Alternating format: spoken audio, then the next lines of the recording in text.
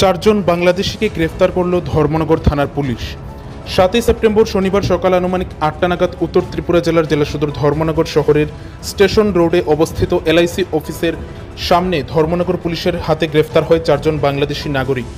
ঘটনার বিবরণে জানা যায়, এই চারজন বাংলাদেশি কৈলাসহরের ভারত বাংলাদেশ সীমান্ত দিয়ে রাজ্যে প্রবেশ করে। সীমান্ত পারাপার করার পর কৈলাসহর থেকে কুমারঘাটে এসেছিল তারা। সারা রাত তারা অটোরিক্সা করে কুমারঘাটের বিভিন্ন জায়গা ঘোরাঘুরি করে। শনিবার সকালে তাদের ধর্মনগরের স্টেশন রোড স্থিত এলআইসি অফিসের সামনে তাদেরকে ছেড়ে দেওয়া হয়। সেখানে টহলদারি পুলিশের এই চারজনকে দেখে স্বাভাবিকভাবেই পুলিশের সন্দেহ হয়।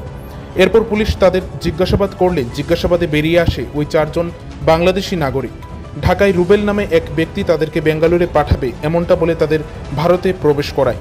বেঙ্গালুরে কাজে যোগদান করার পর রুবেল টাকা পাবে বলে জানা যায়। যে চারজনকে ধর্মনগর থানার পুলিশ গ্রেফতার করেছে তারা হলো মোহাম্মদ হানিফ, মোহাম্মদ ইউসুফ আলী, পারুল বেগম এবং জেসমিন আক্তার। তাদের প্রত্যেকের বাড়ি বাংলাদেশের বাগেরহাট জেলায়। এই চারজন বাংলাদেশিকে ধর্মনগর থানার পুলিশ গ্রেফতার করে পরবর্তীতে তাদের জেলা আদালতে দুপুর আনুমানিক 1:30 নাগাদ প্রেরণ করেছে আইনিগত ব্যবস্থা গ্রহণ করার জন্য। প্রায় প্রতিদিন বাংলাদেশের পরিস্থিতি খারাপ হওয়ায় দলে দলে লোক কাজের জন্য ভারতে প্রবেশ করছে।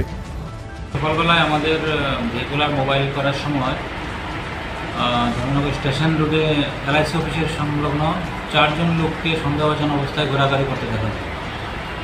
তো তাদের জিজ্ঞাসাবাদে জানতে পারা যায় তারা বাংলাদেশের নাগরিক। তাদের মধ্যে দুজন পুরুষ, মোহাম্মদ হানিফ এবং মোহাম্মদ ইউনুস, আর দুজন মহিলা। তারা কোথা থেকে, কোন বর্ডার থেকে ভারতে প্রবেশ করেছে জানা গেছে? তাদেরকে জিজ্ঞাসাবাদে তারা বলেছে তারা কৈলাসহর বর্ডার দিয়ে এসেছে এবং ত্রিপুরার বাইরে কাজের উদ্দেশ্যে যাওয়ার জন্য তারা এদিক দিয়ে যাচ্ছিল।